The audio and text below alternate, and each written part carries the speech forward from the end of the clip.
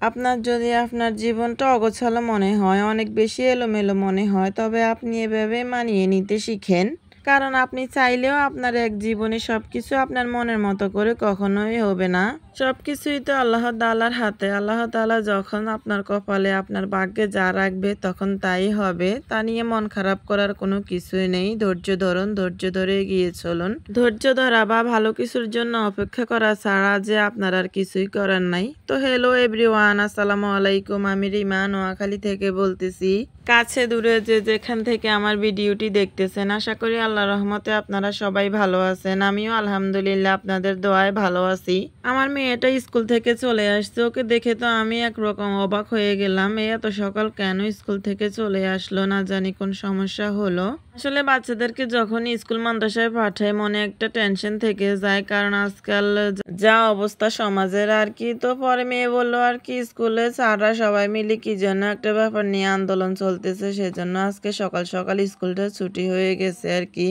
মেয়ে তো আমার স্কুল থেকে চলে আসলো, কিন্তু আমার ঘরে তো এক ফোঁটাও কাজ এখন পর্যন্ত হয় নাই। সকাল তখন 11টা বাজে, এখনো আমার যে বাসি ঘরটা গোছানো, ওটাই গোছানো হয় নাই। এখন আমি ছেলেটাকে ঘুম নেয়াই, এই তো ঘরটা ভালোভাবে গুছিয়ে নিতেছি। আগে সামনের সাইডটা গুছিয়ে নিয়েছি, এখানে ওয়ার্ড্রপ ফ্রিজ এগুলা মুছে নিয়েছি। আমি ঘরটা যখন গোছাই তখন ঘরে যে ছোটখাটো ফার্নিচার গুলা আছে ওগুলাও গুছিয়ে নিই। একদিকে আমি গুছিয়ে নিতেছি ঘরটা, অন্যদিকে আমি রাইস কুকারে ভাতটা বসিয়ে দিছি, যাতে করে একদিকে আমার ঘরটা গোছানো হয়ে যায়, অন্যদিকে ভাতটাও হয়ে যায়, পরে যাতে তরকারিটা রেঁধে নিতে পারি আর কি।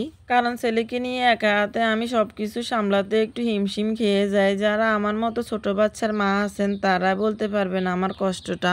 এই রুমে আমি নামাজ পড়ি আর খাওয়া দাওয়া খাই আর কি। তো এখানে আমি নামাজের মশলা হিজাব এগুলা গুছিয়ে নিতেছি। আর এই টেবিলটা এখানে আনাতে আসলে অনেকটাই সুবিধা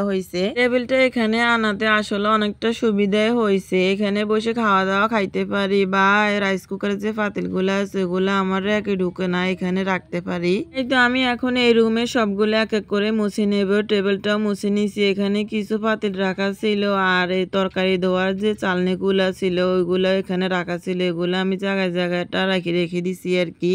আমার ভিডিওটি দেখতে দেখতে কোথাও গিয়ে যদি ভালো লেগে যায়, প্লিজ আমার চ্যানেলটি সাবস্ক্রাইব করে রাখবেন। যারা ইউটিউব থেকে দেখতেছেন, যারা ফেসবুক থেকে দেখতেছেন, প্লিজ আমার পেজটি ফলো দিয়ে রাখবেন। একটা লাইক আর একটা কমেন্ট করতে ভুলবেন না। আপনাদের একটা লাইক আর একটা কমেন্টে আমি ভিডিও বানাতে আরো বেশি উৎসাহ পাই। আর কমেন্টের মাধ্যমে ভালো মন্দ জানাতে পারেন, ভুল ত্রুটি জানাতে পারেন, আর যেগুলা ভুল ত্রুটি সেগুলা শোধরানোর চেষ্টা করব। এই তো এখন আর কি ঘরটা তো পুরো গোছানো হয়ে গেছে। এখন আমি ঘরটা ভালোভাবে ঝাড় দিয়ে নিব। প্রথমে সামনের সাইডটা ঝাড় দিয়ে নিছি, এখন পিছনের সাইডটা ঝাড়ু দিয়ে নিব ভালোভাবে। তারপর আর কি পিছনের সাইডে ঝাড় দেওয়ার পর আমি তরকারিগুলো ধুয়ে নিয়ে আসবো। আর কি আজকে রান্না করব হচ্ছে পুঁইশাক দিয়ে, ডাঁটা দিয়ে, মসুর ডাল দিয়ে রান্না করব। আসা যাওয়া করতে অনেকগুলা টাকা ভাড়া যায়, তারপরও একটা দরকারে আবার বাপের বাড়িতে আসলাম বিকেলবেলা। কেন আসলাম সেটা পরের ভিডিওতে শেয়ার করব। আর কি আমার ভিডিও আজ এই পর্যন্ত। সবাই ভালো থাকবেন, সুস্থ থাকবেন। আল্লাহ হাফেজ, আসসালামু আলাইকুম।